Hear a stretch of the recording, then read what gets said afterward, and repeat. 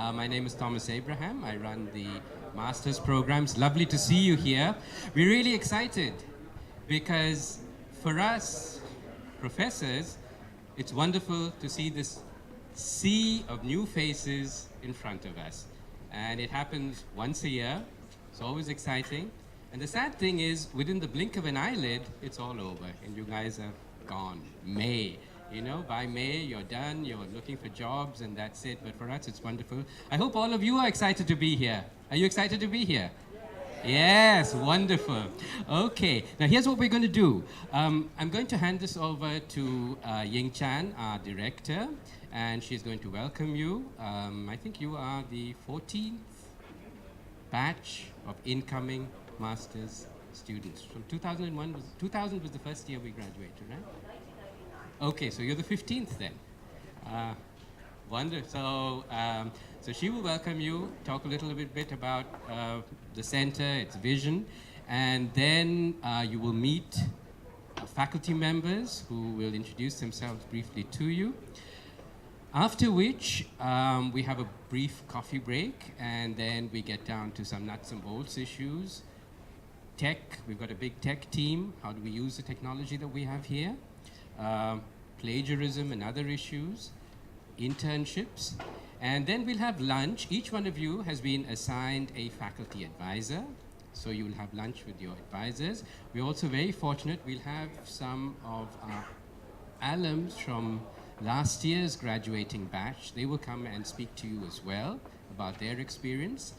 And yes, and then tomorrow evening, of course, is the fun part, and that's when we all meet for an informal social evening. You can see AJ at the back, whom some of you have met. He's already getting excited.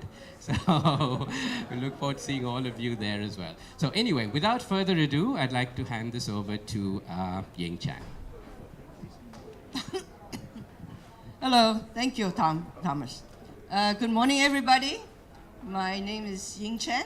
I'm the director of the program, and I welcome the first class of 20 part-time students in 1999. And this is 15 years later, right? And as the 15th class, you are a historical marker. So you'll be known as the 15th year. We haven't decided if we're going to celebrate the 15th year, so we want your input. But anyway, very welcome to Hong Kong U. And for those of you who are from outside Hong Kong, welcome to Hong Kong. How many of you are from outside Hong Kong? Raise a hand. Okay, thank you. I think it's from those from Nepal. I've met you, but I haven't met the others. How about from mainland China? Mainland China, good number. From Hong Kong, local Hong Kong? Hong Kong actually is always the minority. And so it's very exciting, and you are very smart, no doubt, because you made the admission process, which is very vigorous. You are admitted, you're one of a dozen or more that's been admitted. And you come from many countries, but you're smart also because you picked this program. This program is unique. As you can see, it's very international. The faculty is very international. Content of the program is very international. The student body is very international. And also you're in Hong Kong. You're in Hong Kong, a great international city. You go meet many people. But we are also on the doorstep of China, right? And what's the biggest story in the world today? China, Asia. And so this will be your very unique experience this year. I'm going to do brief because I will have many opportunity to talk to you, as a group, or some of you will be in my classes. And you're also very welcome to visit me in my office or send me email. So I want to very brief, but I just give you a word of warning. The year will pass very, very fast. Right? You can start your countdown today. Right? And we have 3 semesters, 4. Then you do your winter internships. come back for the spring. We have a May semester, a very short semester, very compact, and the program will be over. Right? So take good advantage of the time you are here, not just in your studies, but also the facilities on campus, whether it be the sports facilities, the swimming pools, the medical clinic, I hope everybody will stay healthy, but all these facilities are available. And take good advantage of the time. And all the faculty are very accessible and will give as much as you're willing to learn, as much as you want to give, and will give, and spend time with you, and give you the kind of individual attention you need to be successful. And just another warning, things do happen at the JMSC. We have a saying, you got to be careful what you wish for. It will happen, it will come true. You want to be a TV journalist, you want to report in Afghanistan, you want to go to Cambodia, you want to go to China, well, you want to do things that's different. It could happen here. So be forewarned, and learn also from each other. This is a wonderful community, and I'm sure you will learn from each other as much as you are from the professors. So have a wonderful year, and I'll see you on campus and at the Elliott Hall. Thank you, Ying. Our presiding spirit, as you can see, our moving spirit, if you will. And now I'm going to invite the rest of the faculty to come and say hello to you, talk a little bit about themselves and what they do, and you'll meet them over lunch as well, but this is a good first step to begin. So I'd like to invite Dorian Wisenhouse. We're very glad to have Dorian back because she's been on leave for 2 years. She was one of along with Ying, she was one of the founding faculty members of JMSC. So she's seen a whole lot of people like you, probably a whole lot of people like me as well, pass through JMSC. So welcome back, Doreen. And thank you so much. I'm very happy to be back. My name, as you know, is Dorian Wisenhouse. I am an associate professor here, and I'm also director of the Media Law Project. And it's hard for people to quite understand some of the things that I do when you first start out with this. So I'm going to show you a little something, and you tell me what this is about.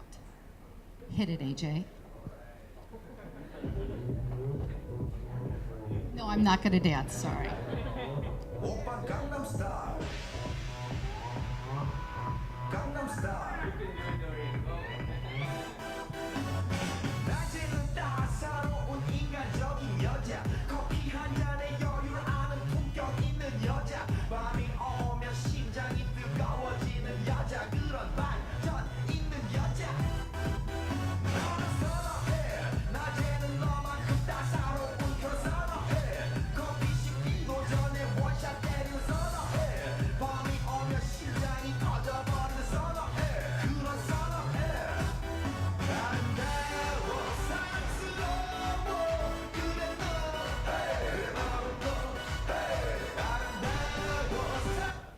So why are we playing this, besides the fact I'm a big Psy fan, okay? Can anyone tell me why this might be a media law issue? Any guess?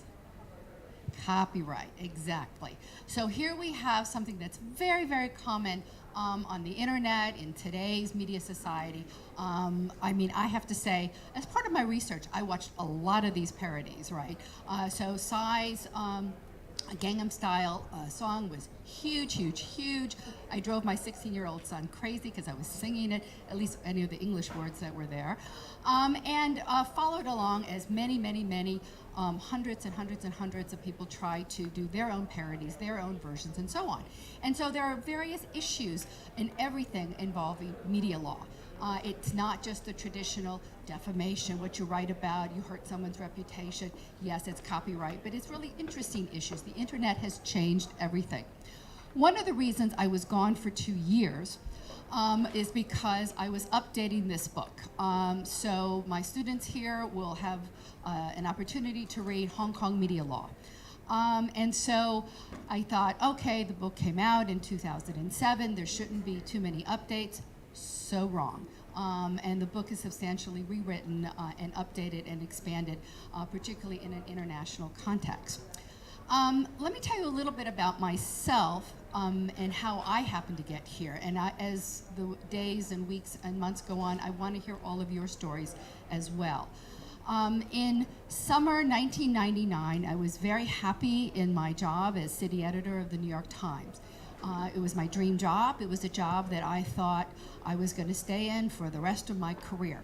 I had been a journalist and a reporter at the Chicago Tribune, the Milwaukee Journal. I was a television producer for CBS in Chicago. I was a prosecutor in New York City. I'd gone to law school because I wanted to learn about law so I could write about it, but then I also wanted to do litigation as well. Ultimately, I ended up in New York as editor of a newspaper called the National Law Journal, kind of a Wall Street journal for lawyers, and then eventually in 1994, I was hired at the New York Times in a new position created for me as the first legal editor of their Sunday magazine. Ultimately, I became the law and political editor, and then eventually city editor. So why am I telling you this? Because in the summer of 1999, two things happened that summer. One, there was a huge typhoon here in Hong Kong, Typhoon Sam, that was one of the wettest and most violent typhoons ever. The second typhoon is something I like to call Typhoon Ying. Ying got me here to Hong Kong. I arrived here in this typhoon. I thought it was over in a couple of days, and then Ying kind of swept me up and got me to understand her vision of what this place is all about. And she said, no worries, you can teach media law. I said, I don't know anything about media law here. And the truth was, neither did anyone else. It wasn't really practiced as a profession for media lawyers except to sue journalists. Journalists did not have a book, they did not have a guide. So ultimately, with the support and help of Ying, we were able to develop that. And if anybody could get me to quit the New York Times, it was Typhoon Ying. So, but I never looked back. It was a fantastic experience, and it's exciting and dynamic and truly, and I know you already know this, but being here in Hong Kong, in China, in Asia, you really are at the crossroads of history. And there isn't anything better for a journalist, for a lawyer, for an academic than to be here and be a witness to history. So congratulations on your choice, and it really is going to be a dynamic and exciting year. By the way, this parody copyright situation, we're going to be exploring this tomorrow at a panel. I know you have your party tomorrow night, but maybe if you could stop in beforehand and listen to some of the issues. We have a top intellectual property lawyer coming, and one of our lawmakers, Charles Mock, who will be there sorting out some of the proposals that the Hong Kong government wants to do in regarding this, and it affects everybody's lives. So I want to welcome you all. I will see all of you for sure next semester where I teach media law. But also, I'm going to be teaching with Miklos Sukrov, who will be here, I think, talking you about critical issues. And that's an exciting course where all the faculty will contribute and raise important issues involving the media and the profession, how it's developed, and the intersection with critical issues and ethics, and yes, some with law.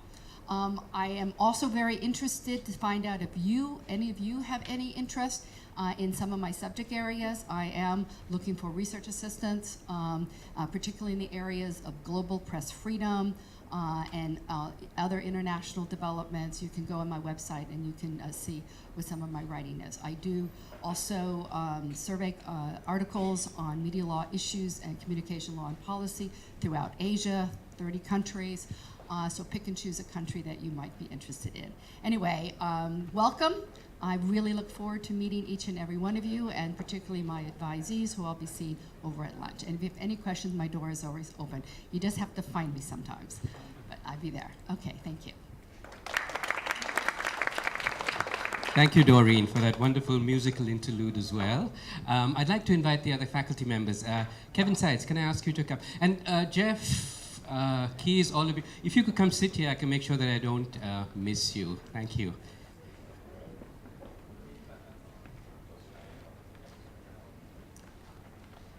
Okay, next up is Kevin Sides, who teaches advanced online journalism and has had an extremely interesting career in journalism.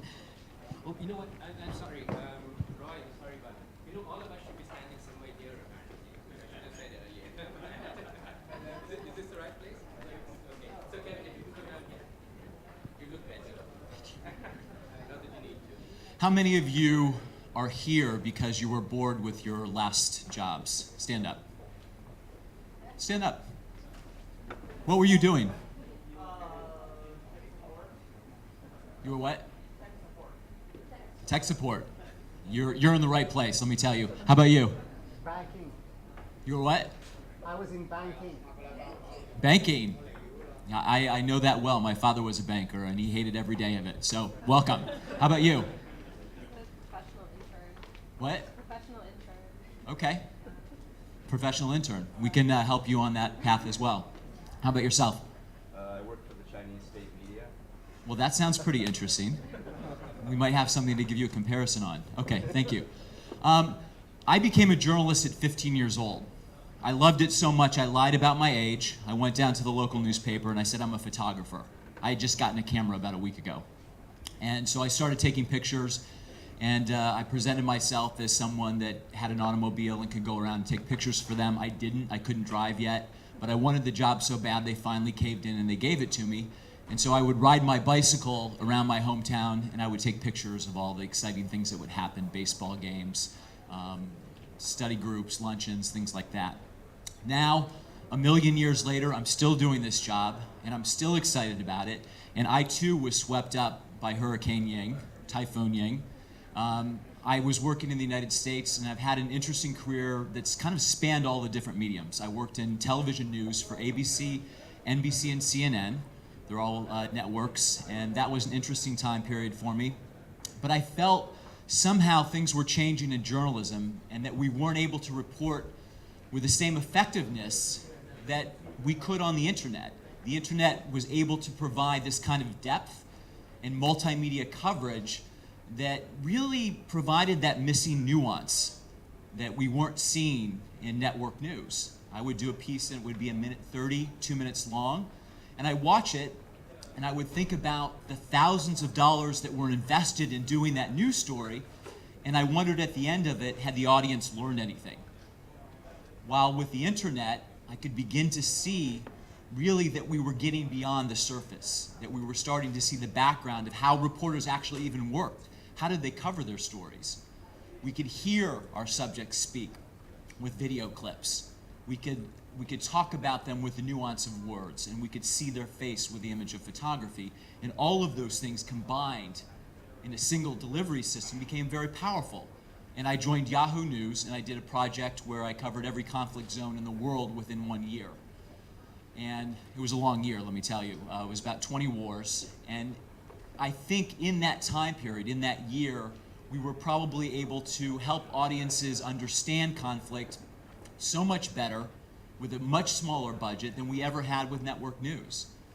And I think we're at a very exciting time in journalism right now. You're here at a time when things are changing rapidly. We're facing obstacles. How do we monetize the internet? How do we continue to get paid to do the work that we love? But at the same time, the ability to communicate has never been more powerful. What we can do, how we can reach an audience, the effectiveness of our communications, combining all those different elements, smart graphics, video, text. It's a really powerful time to be here, and there's a lot to learn. And Doreen and Ying are both very right. This year is going to wash over you so quickly. And if you think that all the things that we can teach you are going to make you a journalist, you're wrong. This is just the foundation.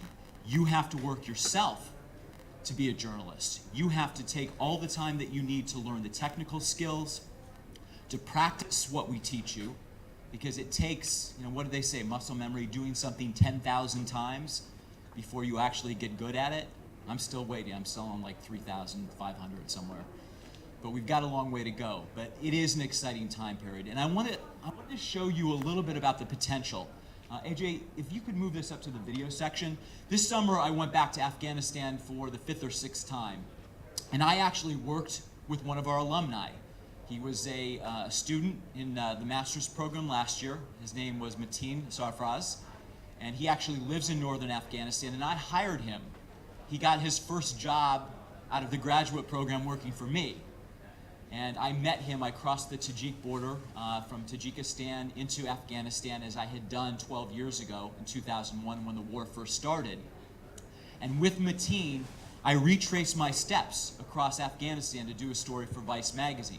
Now we blogged along the way, and I wanted to show you this is how I spent my summer vacation, swimming with warlords. These are some of the kind of pieces that we did, and it gives you an example of the kind of reach that journalism has, and potentially the kind of things that you can do once you're out there. I'm not going to say I'm going to hire you to go somewhere with me, but this is the potential for you to do this job.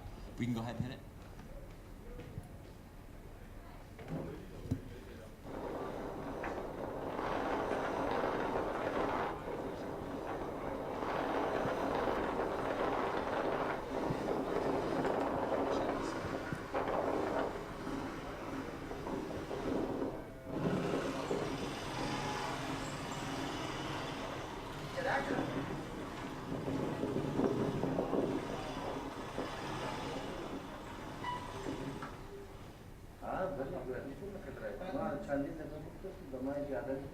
That's Mateen.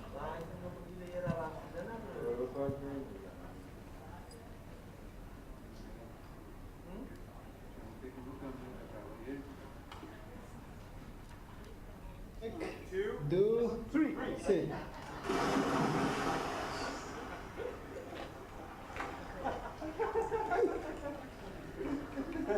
Now keep in mind, this guy's a trained killer.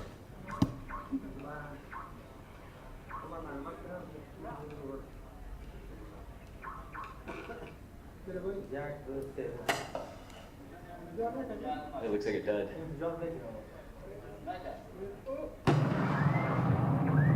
Spoke too soon. That's the car alarm going off. Anybody want to go fishing? Is the commander going to get some fish for dinner now?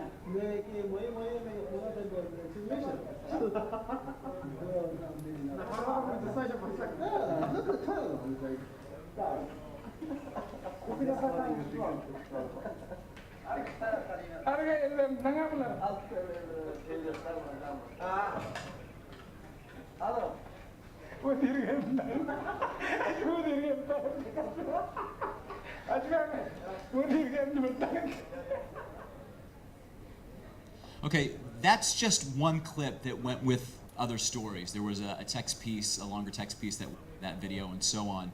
But it gives you an idea of kind of what's happening behind the background in this particular setting. This guy was a security person within this region of northern Afghanistan, and he started taxing the people just like the Taliban had in the region. And you know, it was a very complex story, but we also wanted to humanize him, you know, and kind of show what's going on in his mind in the background. And going for a swim with him was one of those kind of adventures that I never thought I'd have over the summer.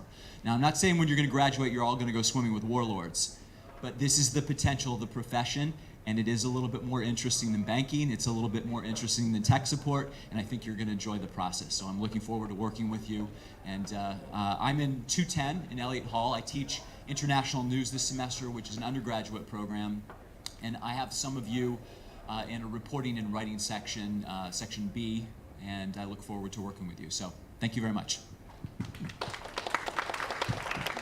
Thank you very much, Kevin. There's one person I'm not going to spend my summers with, all right? So next up, I'd like to invite Jeff Timmons, who is in charge of our business courses. And this is one set of courses which attracts a lot of students. And he won't be teaching you this semester, but he's going to be teaching you next semester. But I'd like to call him up to introduce himself and talk a little bit about what he teaches. Great, thank you very much. Welcome everybody. It's a pleasure to see so many people here this morning. As Thomas mentioned, my name is Jeff, and my day job is actually coordinating the undergraduate journalism program. But in addition to that, because Professor Chan didn't think I already had enough work to do, I also oversee the business and financial journalism program here.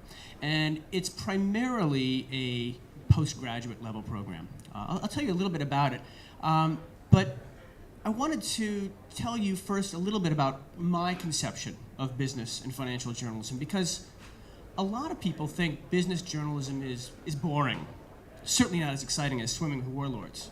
And people think also that it's just about numbers. Boring, right? Numbers. And sometimes some of these numbers are enormous, almost too big to comprehend, like 75 billion. How do you put that number into context? What does it mean? I mean, why could we even think we'd care about such a number like that? But 75 billion US dollars is the estimated losses from the September 2008 bankruptcy of Lehman Brothers, which at the time was one of the big 4 US brokerage firms. This, of course, was one of the triggers of the global financial crisis that now we are continuing to feel the ramifications of. But it's important to remember that these numbers, even these gigantic numbers, are not just about money. Financial journalism is not about money, at least not entirely. It's about people, fundamentally. 25,000 people lost their jobs when Lehman Brothers collapsed. Instantly, in one instant. And it's not just a bunch of investment bankers driving their Porsches and their Ferraris. These include ordinary people, people like Stacey Ann Cobell, a receptionist at Lehman Brothers. She was making good money there, not a huge amount of money, but enough money to survive in New York City with her family. She lost her job. 1 year later, she still had no job, had run up credit card debt of more than $40,000. Ordinary people. And it's not just people in New York that were affected by this crisis. This was a global incident. When Lehman Brothers went bankrupt, people in Hong Kong were affected as well. Believe it or not, 43,700 people in Hong Kong had purchased investment products that were linked to Lehman Brothers, guaranteed by Lehman Brothers. And they bought a lot of these things. 1.6 billion US dollars was invested by these 43,700 people in these Lehman-linked investments. It's a lot of money. And when Lehman Brothers went bust, the value of that investment, zero, right? And people like Esther Ip, an ordinary 55-year-old Hong Kong woman, invested her entire life savings in Lehman Brothers mini bonds, $128,000. And again, when Lehman Brothers went bust, she lost all her money. All those people lost all their money instantly. But thankfully, we have business journalists. And they started writing about this story and told the story of Esther Ip, told the story of Stacey Ann Cobell, these ordinary people that were affected by this dramatic event outside their control. And it turned out that many of those 43,700 people who purchased those $1.6 billion in Lehman mini bonds were actually deceived. The local banks selling those products were not telling them the truth, were not telling them the full risks of these investments, which turned out to be pretty darn risky. And thanks to that press coverage, the government finally got involved and refunded most, got the banks to refund most of the money that these investors lost. And in May 2011, these investors were notified that they would get 85 to 96.5% of their money back. So a happy ending for many of these people. So I want to leave you just with 2 more numbers before I talk more about the courses that we offer here in business journalism. $40,000 a year is the median salary of graduates from Master of Journalism degree programs in the United States in 2011. I don't have updated figures, I'm afraid. $40,000. This is not a bad salary, right? $56,200 is the median 2011 salary of business journalists. I'll just let you think about that for a while, okay? Okay, so some of the themes that I hope you got from that brief presentation. In today's world, everything is interrelated. A seemingly random financial event in New York City can have an instant global impact on ordinary people, not just people with money, on you and me. It affects all of us, right? And fundamentally, business journalism is about people. That's what it's about. It's not just about numbers. And what business journalists do, if they're doing their job well, is they reveal the people behind the numbers. They tell ordinary people what those numbers and those events mean to them. That's really what I think it's all about. So, what can you expect to learn if you choose to take some business journalism classes at the JMSC? We divide our classes into two categories: theory courses and skills courses. So in the autumn semester, in the fall, we offer our first course, which is a theory course. It's called Interpreting and Using Business Journalism in a Global Area, but what that course does is it identifies the dozen or so themes that we think are going to be important globally in the business news world. Issues that business journalists are going to be covering over the next several years. Things like trade disputes, things like the changing business model of journalism, things like, what else are we doing this year? Now I've forgotten, but this course will be taught by Jerry Doyle, who is an editor at the New York Times based in Hong Kong. And it's primarily a discussion class. It's not a writing class. It's just a way to introduce you to these themes and to give you the fundamental background and intellectual framework required to understand and write about these issues. In the spring, we offer our first of two skills courses, Global Financial Journalism. This is a very intensive hands-on course where you are thrown out there and sent out to cover Hong Kong companies. Okay, so each student will cover one Hong Kong company or a mainland Chinese company based in Hong Kong as a beat. You'll be writing about them. You'll also be understanding how financial markets work and writing about local stock markets as well. Then, finally, in the May mini semester, we offer another skills course that is about economic journalism. Understanding and writing about economic indicators, central bank policy, and other macroeconomic topics. Now, if you complete all three of these courses, you will get, a certificate in financial journalism. This is one of three specialization areas where you can earn a specialization certificate. So if you take all three. It's one course per semester and 9 credits in total, about 25% of your total MJ classes. And what can you expect to learn? These are the main things you can expect to learn if you take all three of these courses. How financial markets work and how to write about them. How to analyze company documents. So we're going to be looking in depth at company disclosure documents, profit and loss statements, balance sheets, cash flow statements. And if you have no idea what any of that stuff means, what it's all about, don't worry. We will show you. And if you already are familiar with those documents, don't worry. We will show you how to understand them better as a journalist. We'll talk a lot about economic data, what it means, how to write about it, how to interpret it, and most important, you'll learn how to write coherent and accurate news stories with analysis about all of these events. Okay? So that's all I'm going to say today. I'm going to turn it back over to Thomas. And I hope to see all of you in the fall course. Thank you very much. As you can see, Jeff is also an excellent marketer, right? So these are among the many skills that you learn from us. So a lot of us, and we started with people who've been here a long time teaching. Now I'd like to invite somebody who's been here all of 3 days, I think. And I'd like to call Ariel Emmett, who's going to be teaching us online journalism. I think she got off the plane little before most of you did get off the plane.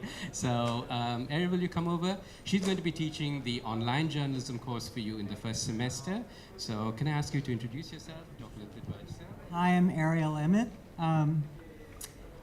I'm one of those people who had an extremely varied career as a writer, as a journalist. I worked for Newsweek in Taiwan so long ago I don't even want to say.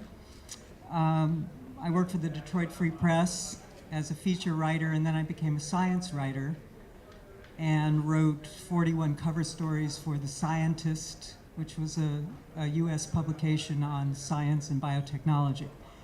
And in the process, I also was a magazine writer, and I'm very interested in just about every topic in the universe. And over the last several years, I've been doing much more in visual communication. I've just had a couple of research articles on photographers who are unknown, and I have a kind of controversial opinion about most online journalism. I don't think it works.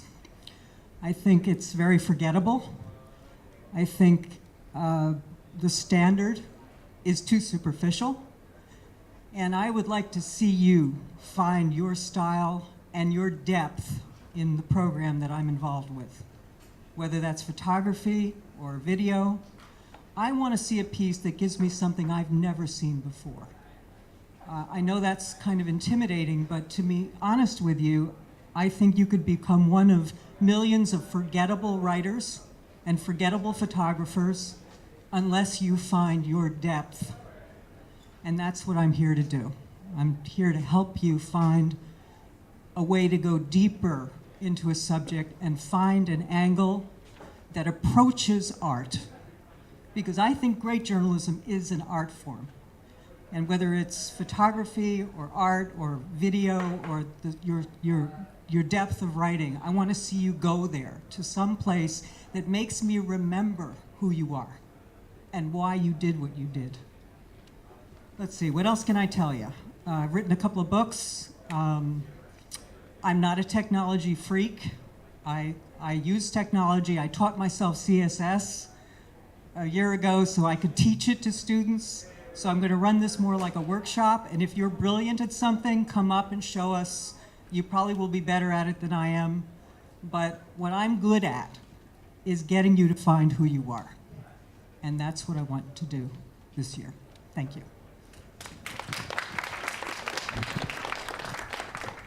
Thank you, Ariel, for that wonderful challenge that she's thrown all of you. And I'm sure each one of you can prove that she's wrong when she says that online journalism is superficial. I'm sure you'll prove her wrong. So that's what you're going to be doing over the next 12 weeks. I'd also like to invite Masato Kajimoto, who is probably our resident online social media guru. He'll be helping Ariel with the MJ course, but basically he'll be teaching undergraduate courses. And unlike all of us, I think he's much more of a digital native than us immigrants. So with that, over to you, Masato. All right, thank you, Thomas. Well, I am a technology freak. Maybe we're gonna make a good pair to teach this course. My name is Masato. I was not planning to actually talk much today, but I'm sort of like, after seeing my colleague's presentation, I wanted to show some slides. This one was something that I prepared for a workshop I did this summer. But anyway, briefly, I want to talk about how our world has changed in the last 5 years, especially with this little small device called mobile phones. Just this month, BBC announced, or last month actually, that on some days they're getting more traffic from the smartphones, their news websites, than from desktop computers, right? This is a little statistics from Mobile's Republic. They create this iPhone app called News Republic. And they call what we do now is news snacking. We don't really consume news in the way that we used to do, right? You wake up in the morning, pick up your newspaper and spend 1 hour reading news articles, learning about what's going on in the world. That's not what we do now, right? What we do is to pick up our mobile phone and see if somebody has messaged us on Facebook, if somebody has tweeted something interesting. And then you also take a look at some of the headlines you see on your Twitter timelines or Facebook pages. This is the statistics in the US market. This research company crunched all the numbers together and said, this is how you spend your day if it's 1 hour. You spend 16 minutes on social media, 9 minutes on entertainment on the internet. News is here, 2 minutes, right? So if you think about it, we spend 8 times more time consuming content on social media platforms than news platforms. We get our news not on news websites, but on your Facebook page when your friends are sharing some news items, right? So this is what I teach at JMSC. I focus on online journalism. I teach undergrads this semester, but I'll be coming into Ariel's class as well and talk about how social media has changed the way we consume news. We are in Asia, and if you look at this map, right? We are not just talking about Facebooks. In Japan, actually, Line is much more popular than Facebook. In South Korea, KakaoTalk is more popular than Facebook. Right? China, QQ obviously is the most popular platform, right? In many countries in Asia, mobile penetration is much, much higher than global average. In other words, people who are living in Malaysia, Indonesia, Japan, South Korea, China, Hong Kong, Taiwan, we get more news on our mobile phones than ordinary people do in the US or in European countries. We live on mobile in this part of the world. Google has a very interesting website if you're interested in this kind of stuff. It's called Our Mobile Planet.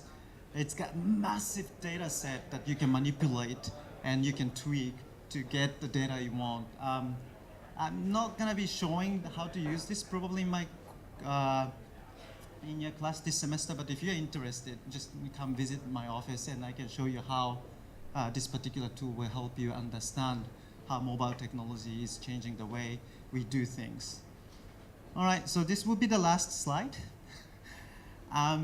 Why is this photo significant?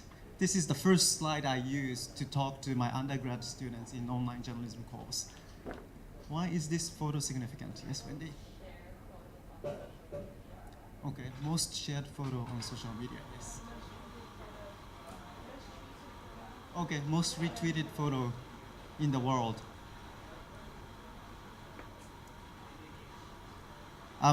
Yes, both of you are right. This particular photo is the most retweeted photo in human history. This photo is the most liked photo on Facebook in our history. Why is it that significant? What does this tell us? Okay, Obama was re-elected. He tweeted this particular picture. It's looking nice. I mean, nothing scandalous. That's his wife, not somebody else. So, why is this so significant?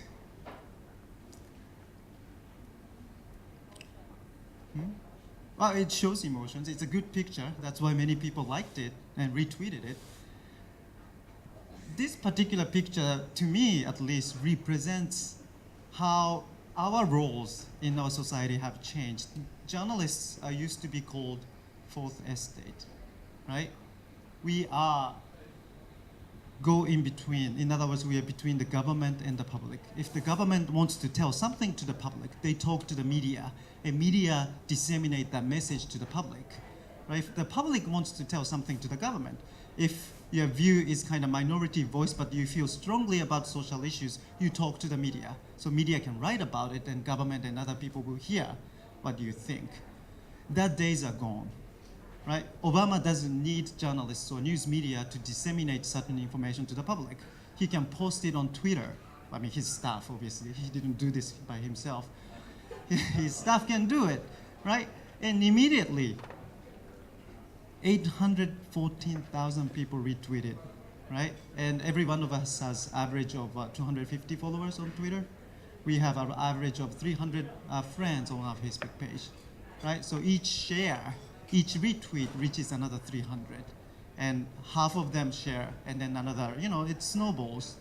And this is the world we live right now, right? We are sort of rethinking the way we position ourselves in a society, right? Why do people need journalists if they can get information from the government, right, on their Facebook page? If you want to talk to somebody, right, government officials, you don't need journalists anymore. Right? Those petition pages that White House created, most people who comment something on White House government homepage are Americans, but the second majority are Chinese people, right? So if you want to tell something to government, yes, talking to media is one thing, but you can also communicate with the government directly. And we see more and more this type of communication on the internet. So that's why online journalism is compulsory at JMSC. I think, at least I believe, that every single journalist, future journalist, should learn how social media works, how people communicate, how people get news. Because if our job is to serve the public, we have to know where the public is. We have to go where the public goes. Otherwise, you're writing for nobody. You write great piece, nobody reads. And that's sad, right? If you investigate something, you want to reach out. You want the public to notice your work. And that's the area I can help. Right, so I'll stop with that. Thank you very much. Thank you, Masato. That was lovely. An intriguing thought. If we start hugging each other and start tweeting that, how far do you think it'll go? We won't try it right now. Okay. Now, most of us actually are professional journalists, but not all of us are. And we are a research university. We have a strong academic backbone as well. And I'd like to introduce Miklos Shukos, who teaches environmental communication, critical issues, who is a media scholar. I mean, his background is in academia. So I'd like to invite him to talk about himself and the courses he teaches. Thank you very much, Thomas. Welcome, everybody. Warm welcome on board at the JMSC.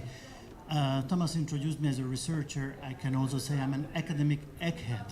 I'm one of those few people at the JMSC who study journalism and media and journalists like yourself. So we study you guys. We also study issues related to media ownership, media text, the relations of journalists to advertisers, owners, managers, to audiences. We also study active audiences, users, how audiences change into users. But originally, I worked as a journalist, actually. I'm from Hungary, a small Central European country that used to be communist when I grew up. I don't tell you which decade that was, but definitely before 1989. So I grew up in a one-party system, watching television news, which was heavily propaganda TV. And I decided to write my first article at the age of 12. As a school boy, I was attending a school event. It was the anniversary of my school and also the anniversary of my pioneer group, Young Communist Pioneer Group. We wore the red scarf, and I was mesmerized by the power of the ritual at this joint commemoration. Marching, white shirts, red scarves, a band playing music, communist slogans. I was so mesmerized that I decided to write an article about it at the age of 12. So by handwriting, I wrote an article and went to the Young Pioneers weekly newspaper editorial board and handed in my article. So the editor said, he was a very tall guy. Of course, I was short, I was young, I was a child. He towered above me and he told me, you know, Miklos, it's not bad, but it's about those elements that are repeated at every anniversary. Those elements that are always the same. But in journalism, we think otherwise. We always focus on stuff which is new, which is not repeated, which is not the ritual element. I thought he was wrong. I really hate it because I felt the power of ritual. But now I do think that journalism is pretty much about novelty. It's about news values. It's about whatever is not repeated. My article was actually printed, but it was edited down to a very short letter to the editor, which I didn't like. But I was very proud and I showed it to my friends, classmates, and also the girl I like, you know, I'm a published journalist. So this is how I got involved and fell in love with journalism, and I did work as a journalist. But then, as Thomas said, I studied social science, sociology, and political science. So the topic of my research is media. I also attended school in the United States. I was a student, a foreign student, for 4 or 5 years in the US. And from that perspective, I share with those of you who come from outside Hong Kong, from mainland China, from Nepal, Western countries all over the world. And I'd like to say that one amazing opportunity offered by the program and the JMSC is that you can get involved and share work and collaborate with students from other countries. You may always have the opportunity of working in environments of your own country. You come from your home environment. Here the world opens up. So I very much call your attention to and urge you to collaborate in any form in the program, within the courses, and in extracurricular activities with other people. Mingle, mix, blend. This is a unique opportunity indeed. I teach in the fall a course on environmental communication. I'm very green at heart, and I brought together my personal concern about environmental issues with teaching duties. So the course will be about environmental journalism, but we will also watch and explore and analyze environmental documentaries about water issues, contamination issues, all kinds of risks, energy issues, pollution, marine, soil, water, but also new technologies, options of avoiding environmental catastrophe or tragedies, what journalists could do, how they can set agendas, how they can open risks, different dimensions of risks. We also look at how social media is used for environmental activism, how NGOs create media events, Greenpeace or Friends of the Earth or WWF. We also look at celebrities' role. For example, in China, many celebrities engage in anti-shark fin soup campaigns and pro-shark activities. So this is the course I'm going to teach in the fall. I think that the environment is one of the greatest stories of the early 21st century, like it or not. If we look back from history at a mature age, or our children look back, this is the era of global warming, of sea level rise, and all the social, economic, cultural contexts and consequences of this. Of course, the other big story is the emergence of China and East Asia and Southeast Asia. So many of the course materials and case studies will focus on Hong Kong, Guangdong, and the Greater China area. The class begins Thursday morning at 9:30, so I hope to see you, as many of you, Thursday morning as possible. So once again, a warm welcome aboard, and hope to and looking forward to working with you in the fall. Thank you. Thank you very much, Miklos. Now, we've got two more of our teachers who will introduce themselves, and then we'll have a coffee break. Next up, I'd like to introduce someone who's actually made a very successful transition from a working journalist to, he went on to get his PhD and now is an academic researcher. I'd like to introduce to you Dr. Fu Qinghua, who was with the Hong Kong Economic Times. He's been a Hong Kong journalist for a long time before putting on another hat. So over to you. Thanks. I will cut my part very short, so because we will have a coffee very soon. So my name is Qinghua, last name Fu, F-U. So now I will teach media research in the second semester, and I will give a lecture in the critical issue class this semester. Yeah, I just want to briefly talk a little bit about my current research on the China social media. So particularly, I'm interested to understand the phenomenon of a Xinlang Weibo in China. Who has a Xinlang Weibo account here? Most of them are Chinese. I think most of the Chinese young citizen has an account at the Xinlang Weibo account. We all know this very important communication channel in China right now. There's a lot of social issues related to the Xinlang Weibo. So I'm having a project to try to understand this phenomenon and collecting data, try to understand content. So in case you are interested to this project, please feel free to drop by my office and we can also discuss further over the lunch. Okay, thank you. Thank you very much, Kingwa. Last but not least, you know, among our teachers, all of us are the full-time teachers, but we have a large number of professional journalists who come in and teach classes in their particular skills. And one of them is Kees Metzela, who's a very well-known photographer. He's been working in Asia for many, many decades. Decades, okay. Anyway, he'll tell you his own. No, he's a young man. But I'll allow him to tell his own life story. Kees, over to you. Thanks, Thomas. Yeah, thanks, Adrian. Sorry, Adrian. AJ. AJ is helping me in my class, so he put up my website. So this is my name, Kees. It's Dutch. Double E is an A, so you pronounce it like just in case.